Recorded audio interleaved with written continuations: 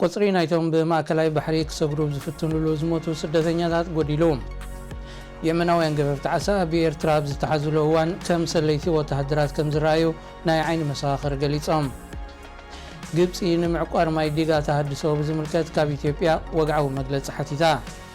ሰላም ክቡራት ተኸታተልቲ እዚ ኣብ ከተማ ፓሪስ ካብ ዝርከብ ስቱድዮና ዝዳሎ ኣብ ኤርትራን ከባቢያን ኣብ ሰሙን እዚ ንዝተራእዩ ፍጻሜታት ዝደስስ መደብ እዩ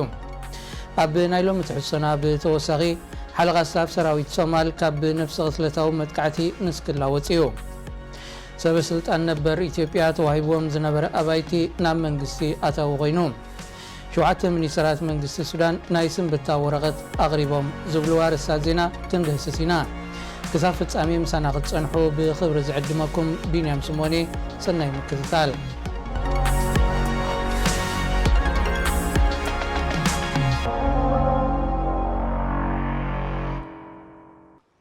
ለበዳ ኮሮና ቫይረስ ኣብ ኣህጉር ኣፍሪቃ ናብ ዝኸፍአ ደረጃ ይዓርግ ምህላው ማእከል ምቁፅፃር ተላባዒ ሕማማት ኣፍሊጡ ብመሰረት ሓዲስ ፀብፃብ ትካል ኣብ ሰሙን እዚ ጥራይ ቁፅሪ ብኮሮና ቫይረስ ናይ ዝተለኽፉ ሰባት ብ24 ሚእታዊት ክብ ከም ዝበለ ኣፍሊጡ እዚ ድማ ቁፅሪ በቲ ቫይረስ ናይ ዝተለኽፉ ሰባት ልዕሊ ፍርቂ ሚልዮን በፂሑ ከም ዘሎ ዘመልክት እዩ ዳይሬክተር ማእከል ምቁፅፃር ሕማማት ኣፍሪቃ ጆን ከንጋሶንግ ኣዲስ ኣበባ ካብ ዝርከብ ቤት ፅሕፈቱ ብዝሃቦ ጋዜጣዊ መግለፂ ኮሮና ቫይረስ ብፍጥነት ይላባዕ ከም ዘሎ ድሕሪ ምግላፅ ሃገራት ኣፍሪቃ ዕቱብን ቅልጡፍን ስጉምቲ ክወስዳ ተላብዩ ናይ ገጽ ማስከራ ምፍነታት ኣዳው ብቐጻሊ ምሕጻብ ዝብሉ መሰረታውያን ናይ መከላኸሊ ስጉምታት ክትግበሩ ዝተማሕፀነት ዳይሬክተር በቲ ሕማም ናይ ዝተለኽፉ ሰባት ንምልላይ ዝግበር ፈተናውን ክዛይት ፀዊዑ እንተኾነ ዝበዝሓ ሃገራት ኣፍሪቃ ምስ ድኽነት ዋሕዲ ሓበሬታን ደረጃ ፍልጦ ሕብረተሰብን ተኣሳሲሩ ኣብ ምክልኻልቲ ተላባዒ ሕማም ዕውት ስጉምቲ ክወስዳ ኣይረኣያን ከም ኤርትራ ዝኣመሰላ ውልቀ መልካውያን ስርዓታት ዝነገሰለን ሃገራት ኣፍሪቃ እውን ብዙሓት ብምዃነን እቶም ውልቀ መልእኽቲ ንለበዳ ኮሮና ቫይረስ ከም ስውር መረቓ ብምርኣይ ንውልቃዊ ረብሓታቶም ከውዕልዎዮም ተራእዮም መንግስቲ ኤርትራ ኣብ ገማግም ባሕሪ ንዝርከባ ዞባታት ነበርተን ዓሳ ኺገፉ ምኽልካሉ ብሰፊሑ ክንገር ፀኒሕሎ መዓልታዊ ህይወቱ ምስ ባሕሪ ዝተኣሳሰረ ህዝቢ ደንካልያ ብፍላይ ኣብዚ እዋን እዚ ኣብ ከቢድ ናይ መነባብሮ ፀገም ወዲቑ ይርከብ መንግስቲ ኤርትራ ንዜጋታት የመን ዝኾኑ ገፈፍቲ ዓሳ እውን በብእዋኑ ብምሓዝ ንኣዋርሕ ክቕይዶም ፀኒሑ እዩ የመናውያን ገፈፍቲ ዓሳ ኣብ ኤርትራ ቤት ማእሰርቲ ብዝፀንሕሉ እዋን ከም ሰለይቲ ወተሃደራት ከም ዝረኣዩ ናይ ዓይኒ መስኻኽር ገሊፆም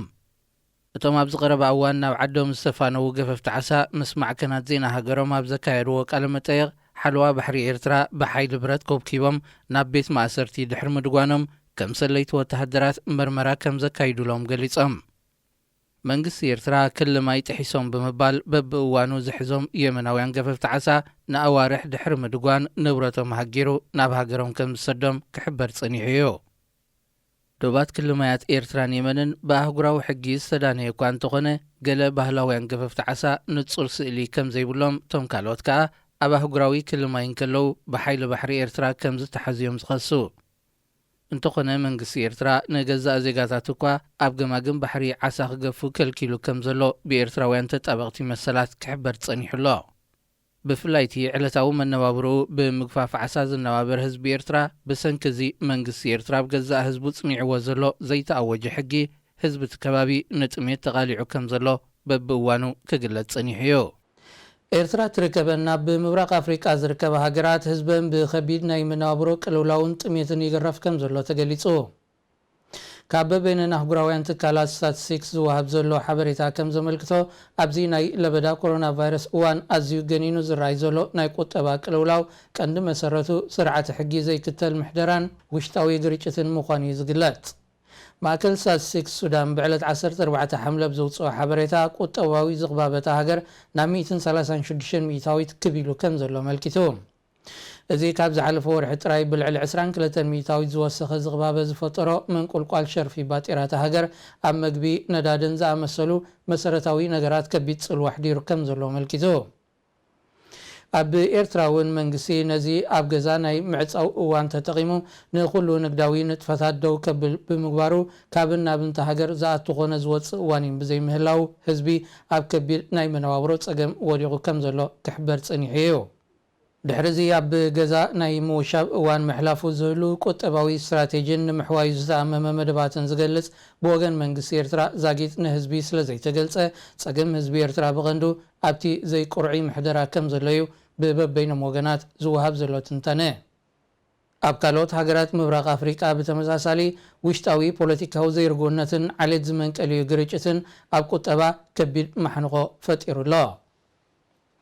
ኣብ ኤርትራን ዞባናን ንዝተረኣዩ ምዕባለታት ምስ ዝድህስስ መደብ ኢኹም ዘለኹም ክቡራት ተዓዘብቲ ዓሌትነትን ኣብ ልዕሊ ጸለምቲ ዝግበር ማሕበራዊ ኣድልዎን ብምቅዋም ኣብ ዝተፈላለየ ሃገራት ምዕራብ ሰላማዊ ሰልፍታት ክካየድ ጸኒሕሎ ኤውሮጳውያን ዲፕሎማሰኛታትን መራሕቲ ሃገራትን እውን ነዚ ምንቅስቓስ እዚ ደገፎም ይገልጹ ኣለዉ እንተኾነ ኣብ ማእከላይ ባሕሪ ናይ ዝሞቱ ዘለዉ ዜጋታት ኣፍሪቃ ህይወትከ ተገዳስነትኩም ክሳብ ክንደዩ ዝብል ሕቶታት ካብ ዝተፈላለዩ ኣባላት ፓርላማ ሕብረት ኤውሮጳ ይቐርብ ኣሎ ሕብረት ኤውሮጳ ንሓልዋ ባሕሪ ሊብያ ብምዕጣቕን ብምምዋልን ኣብ ልዕሊ ዞም ስደተኛታት ግፍዒ ክወርድ ብተዘዋዋሪ ኢድ ኣለዎ ብምባል እውን ይኸሱ ቁፅሪ ናይቶም ማእከላይ ባሕሪ ክሰግሩ ኣብ ዝፍትንሉ ዝሞቱ ስደተኛታት ኣብዚ ዓመት ዝብል ዝተዓፀፀፈ ከም ዝጎደለ ተገሊጹ ሕብረት ኤውሮጳ ብኣማይት ሚልዮናት ዶላራት ዝቁፀር ባጀት ብምስላዕ ስደተኛታት ገና ኣብ ገማግም ባሕሪ ሃገራት ኣፍሪቃን ከለዉ ከም ዝተሓዙ እኳ እንተገበረ ናይዚ ዓመት ዝቁፅሪ ናይ ክሰግሩ ዝፍትኑ ምጉዳሉ ግና ምስ ለበዳ ኮሮና ቫይረስ ዝተኣሳሰረ ምዃኑ እዩ ዝግለጽ እንተኾነ ኣብዚ ዓመት እዚ ኤርትራውያን ዝርከቦም 384 ስደተኛታት ምብራቕ ኣፍሪቃ ምሟቶም ዋላ እኳ እቲ ቁፅሪ ብዝተዓፀፀፈ እንተጎደለ ሕብረት ኤውሮጳ ሓላፍነት ክስከምዮም ተጣበቕቲ መሰላት ዝፅውዑ ኣብ ውሽጢ እዚ ዝሓለፈ 5 ዓመታት ልዕሊ 36,000 ስደተኛታት ብሓለዋ ባሕሪ ሊብያ ተታሒዞም ናብ መዳጎኒ ማዓስከራት ከም ዝወርዱ ተገይሩሎ ሎጂስቲካውን ስልጠናን ብምሃብ ጥራይ ዘይኮነ ናይ 373.8 ሚልዮን ፋይናንሳዊ ሓገዝ ብምግባር ሕብረት ኤውሮጳ ነዚ ፕሮጀክት እዚ ብምክያድዮም ተጣበቕቲ መሰላት ዝኸሱ ዝለዓለ ቁፅሪ ግዳያት ማእከላይ ባሕሪ ዝተመዝገበላ ዓመት 2016 ክትከውን ከላ ኣብቲ ዓመት እቲኣ ልዕሊ 5,000 ዜጋታት ዝተፈላለየ ሃገራት ህይወቶም ሲኢኖም ኣብ ታሪክ ኤርትራውያን ግና ጸሊም መዝገብ ዘንበረት 2013 ዓመተ ግዳያት ላምፔዱዛ ኢልና እንዝክር ዓመት ኮይናላ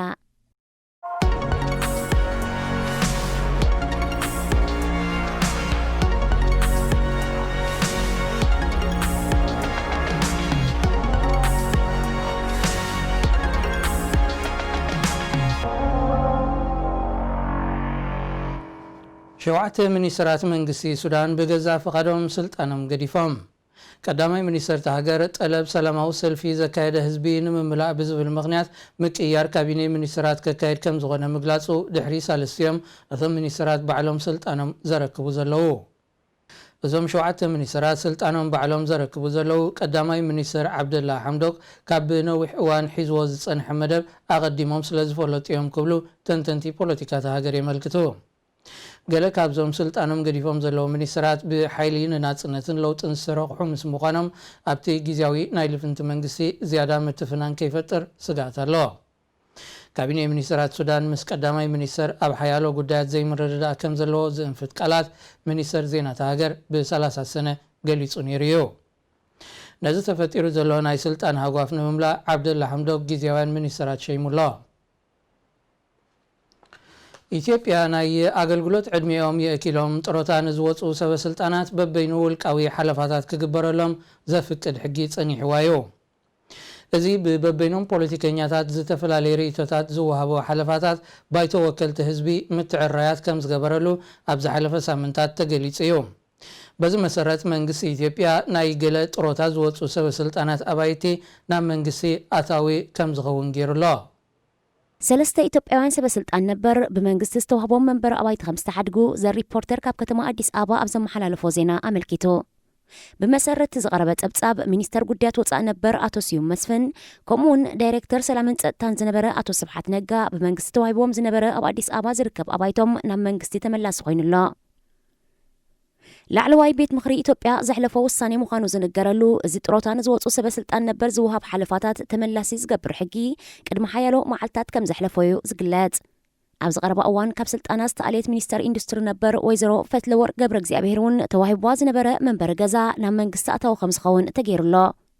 ብመሰረት ጸብጻብ ዘሪፖርተር እቶም ሰለስተ ሰበስልጣን ነበር ዝተዋህቦም ኣባይቲ ኣብ ኣዲስ ኣበባ ክነሱ ንሳቶም ግና መነባብሮኦም ኣብ ትግራይ ብምዃኑ እቲ ናይ መንግስቲ ኣባይቲ ኣዝማዶም ክነብሩሉ ከም ዝጸንሑ ዝግለጽ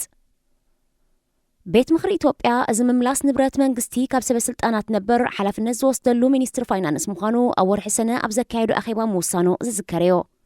ኣብ ኢትዮጵያ ኣብ ላዕለዋይ ጽፍሒ ስልጣን ናይ መንግስቲ ዘገልግሉ ውልቀ ሰባት ብምኽንያት ጥሮታ ካብ ስልጣኖም ኣብ ዝፋነውሉ እዋን ዝነበሩ ኣባይቲ መኪናን ነፃ ሕክምናዊ ኣገልግሎትን ክረኽቡ ዝብሉ ሓለፋታት ይግበረሎም።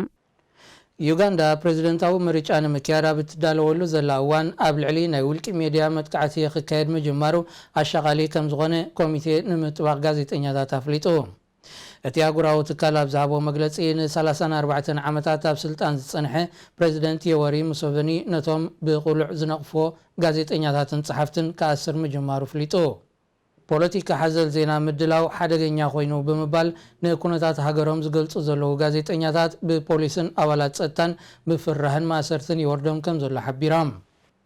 ኣብ መፈለምታ ዝመጽእ ዘሎ ዓመት ሓፈሻዊ ምርጫ ዝካየደላ ዩጋንዳ ንሙሴቬኒ ምውድዳር ኣዝዩ ከቢድ ኮይኑ ከም ዘለዮም ተቃወምቲ ሓይልታት ዝገልጹ።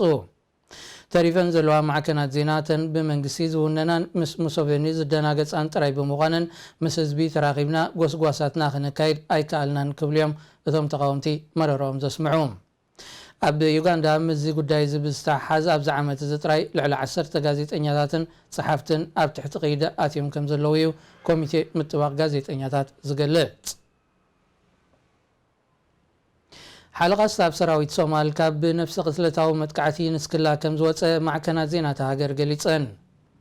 ኣብ መኪና ብዝተፃወደ ቦምባ ከም ዝተኻየደ ዝተገልፀ እቲ ፈተነ ቅትለት ሓለውቲ ጀነራል ዮሱፍ ራገ ብኡንብኡ ፀረ መጥቃዕቲ እኳ እንተካየዱ እቲ ቦምባ ብምፍንጃሩ ሓደ ሰብ ክመውት እንከሎ ቁፅሮም ብንጹር ዘይተገልፀ ሰባት ከዓ ከም ዝቆሰሉ ተሓቢሩ። ሓለቓ ስታፍ ሰራዊት ጀነራል ዮሱፍ ራገ ኣብ ከተማ ሞቃዲሾ ዝርከብ ወተሃደራዊ ሆስፒታል ዑደት ንምፍጻም ኣብ ዝኸደሉ ዝነበረ እዋን እዩ እቲ መጥቃዕቲ ተኻይዱሉ። ጉጅለ ኣሸባብ ናይቲ መጥቃዕቲ ሓላፍነት ወሲዱሎ። ወኣብ ቃልቲ ጥሩፍ ጉጅለ ብዝሃቦ ቃል ዒላማት መጥቃዕቲ እቲ ጀነራልን ዓጀብቱን ምንባሮም ገሊጹ። ንማእከላይ መንግስቲ ዓልዩ ስልጣን ክሕዝ ካብ 2008 ናትሒዙ ኣብ ሶማል ዝንቀሳቐስ ዘሎ ጉጅለ ኣሸባብ ዋላ እኳ ሰራዊት ሶማል ብ20,000 ዓቃብ ሰላም ሰራዊት ሕብረት ኣፍሪቃ ተደጊፉ ካብ ዝበዝሕ ከባቢታት እንተፀረጎ ናይ ቃፃ መጥቃዕቲ ካብ ምክያድ ግና ኣይዕረፈን። ግብፂ ንምዕቋር ማይ ዲጋ ተሃድሶ ብዝምልከት ካብ ኢትዮጵያ ወግዓዊ መግለፂ ሓቲታ። ሚኒስትሪ ጉዳያት ወፃኢ ግብፂ ብ16 ሓምለ ዘውፅኦ መግለፂ መንግስቲ ኢትዮጵያ በይናዊ ስጉምቲ ብምውሳድ ዲጋ ተሃድሶ ክመልእ ከም ዘይጅምር ክሕብር እኳ እንተፀንሐ